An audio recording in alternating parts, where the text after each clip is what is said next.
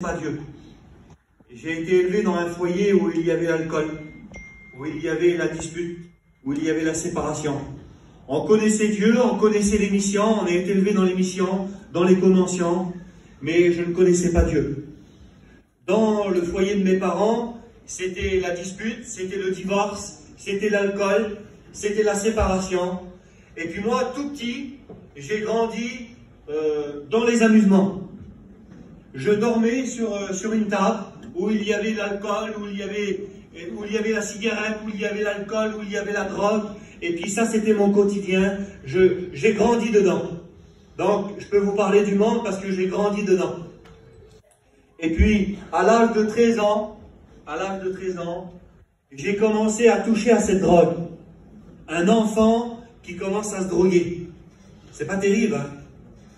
Mais on dit ça pourquoi? On dit ça parce que Dieu a changé nos cœurs et a changé nos vies. Vous savez, si je viens derrière et je vous dis que je suis un drogué, il n'y a aucune honneur de dire ça. Mais si on le dit, c'est pour glorifier le nom de Dieu. Parce que derrière ça, Dieu a changé mon cœur et a changé ma vie. Et pour vous dire, à 13 ans, j'étais qu'un enfant et je commençais à consommer cette drogue. Et puis, je commençais à boire de l'alcool parce que moi, j'ai vu tous mes copains, j'ai vu mes parents, j'ai vu ma famille sortir, boire, danser, et je croyais que c'était ça la vie. La Bible nous dit que, dans le livre de 2 Corinthiens 4.4, il nous dit que le Dieu de ce siècle leur a aveuglé l'intelligence afin qu'ils ne voient pas briller la splendeur de l'Évangile. Et puis ma famille, c'était ça. Ils étaient aveuglés, ne connaissaient pas Dieu et profitaient des choses du monde.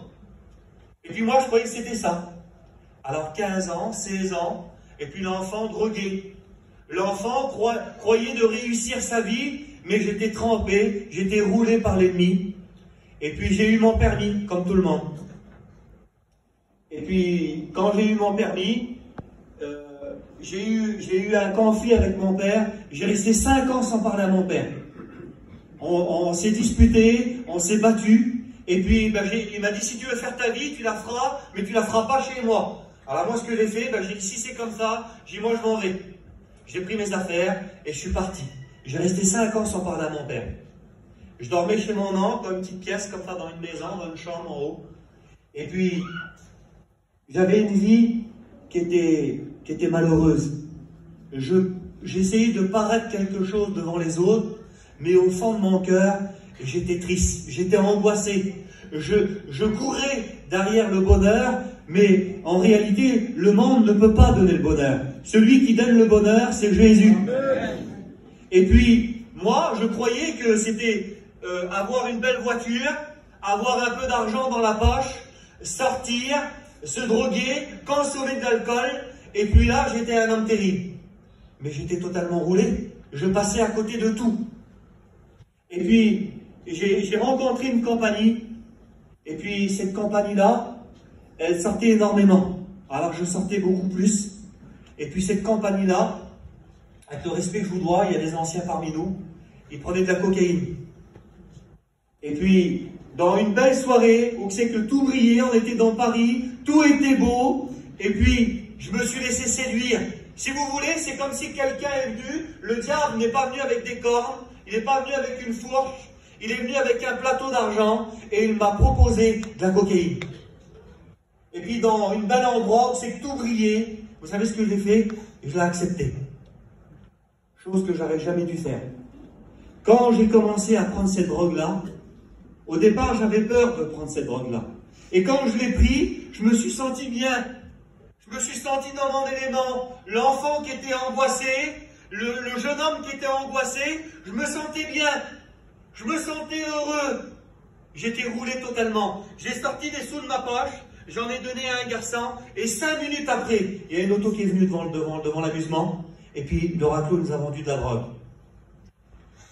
Et puis le garçon qui était gentil, qui ne manquait de respect à personne, je suis devenu agressif. Je suis devenu méchant. Mes copains, mes cousins ne voulaient plus traîner avec moi. Parce que comme ils me voyaient arriver, ils voyaient les problèmes. Ils voyaient les soucis, ils voyaient la drogue. Et puis quand j'allais chercher mes copains ou mes cousins, vous savez ce qu'ils disaient, les femmes? Ils disaient, tu vois mon fils, le garçon là, faut pas traîner avec lui. C'est pas un garçon pour toi. C'est un garçon à problème. il va t'apporter de la misère, ce garçon-là. Voilà ce qu'ils disaient les gens de moi. Voilà ce que le monde m'offrait. Une vie de misère. Moi, je suis un garçon qui est grand, je fais 1m90. Je fais des 70 kilos. Et j'avais toute la misère du monde sur moi. Comme on me voyait, on disait Simda. Le garçon, là, le péché, il est marqué sur son visage. Voilà ma vie, comment elle était faite. Je parlais plus à mes parents, je parlais plus à mon père. Quand je rentrais dans la maison, comme mon père il venait, je rouvrais la fenêtre et je me sauvais. Et un beau jour, un cousin à moi, qui était comme moi, il a rencontré Dieu.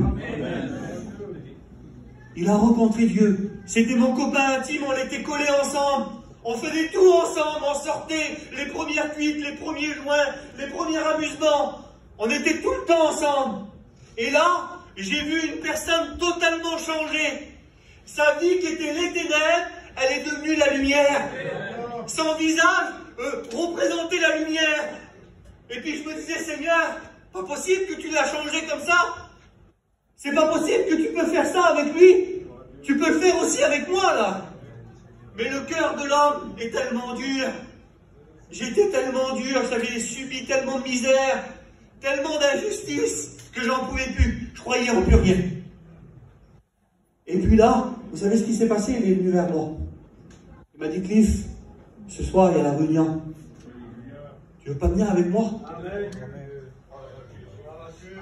Et puis c'était mon copain, je suis venu avec lui. Je me suis assis tout au fond. C'était pas une grande salle comme ça, c'était dans une maison. La Bible nous dit où il y a la présence de Dieu, ce lieu devient redoutable. J'aimerais te dire que ce soir, la présence de Dieu est parmi nous. Et ce lieu est redoutable. Et puis là, ce que j'ai fait, j'étais assis, j'écoutais les cantiques. Et puis j'ai ressenti la présence de Dieu. Chose que je ne connaissais pas. Je n'avais pas l'habitude de ressentir ça, moi. C'était que l'angoisse, c'était que la misère. Et puis là, je ressentais la présence de Dieu. Je ressentais la paix de Dieu, l'amour de Dieu qui me parlait à mon cœur. Et puis la réunion s'est terminée, je n'ai pas accepté Dieu. Et il y a un garçon, il est venu vers moi, il m'a dit, tiens, il dit, je te donne un indice, c'est des cantiques. Il dit, quand tu rouleras, il dit, écoute-les, c'est trop beau. J'ai dit oui, je l'ai pris. Je l'ai mis dans ma poche, je l'ai mis dans ma veste, enfin. Et puis ça s'est passé quelque temps. Et puis je me préparais pour sortir. Et j'étais dans la chambre, avec toute ma misère. Et vous savez ce qui s'est passé? J'ai repris ma veste. Et quand j'ai mis ma veste, j'ai fait ça, j'ai senti qu'il y avait le Dix là. J'ai sorti le Dix, et puis je l'ai mis.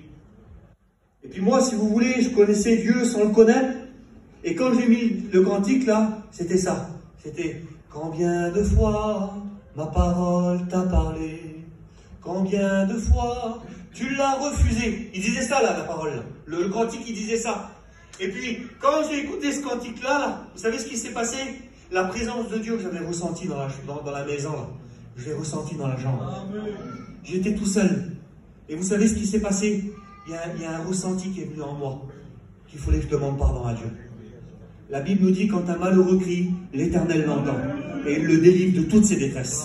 À ce moment-là, j'étais un malheureux. Et je reconnaissais que j'étais un malheureux. Et j'ai crié à Dieu. Vous savez ce qui s'est passé? J'ai tombé à genoux. Le Seigneur, il m'a lavé, sanctifié. Il m'a délivré de la drogue. Il m'a délivré de la cigarette. Il m'a délivré de tous mes liens. Et comme mon cousin montait les escaliers, quand il m'a vu, il a dit, ce que t'as? J'ai dit, mon cousin, je suis un chrétien. J'ai dit, comment faut faire pour accepter le Seigneur? Il dit, demain, à l'Efrigargan, il y a une réunion. Il dit, viens. Il dit, tu lèveras ta main. Et puis tu donneras ton cœur à Dieu. Vous comprenez qu'à ce moment-là, j'étais né de nouveau, j'étais un chrétien. J'ai pleuré toute la nuit. Je me suis préparé. Et le lendemain, j'étais à 8 heures dans la salle. Je me suis assis au premier rang. Et j'attendais plus que le frère fasse une appel. Dès qu'il a fait l'appel, j'ai levé ma main. J'ai accepté le Seigneur comme sauveur et maître. Je vous le dis, aujourd'hui, ça fait bientôt 15 ans que j'ai donné mon cœur à Dieu. Je n'ai pas regretté du tout. Dieu m'a donné un foyer.